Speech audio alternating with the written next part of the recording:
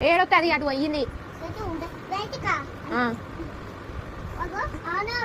ఉంటే ఏమైంది రా పోతుంది రా నువ్వు బజ్జునుందా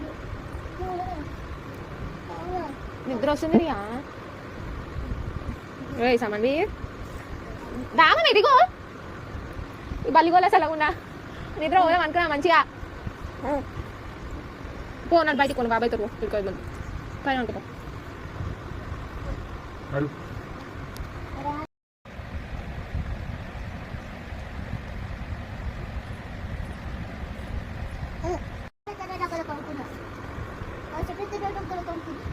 కాదు ఇప్పుడు బల్లి పోయింది కదా రారియా పలుకుంది రారియా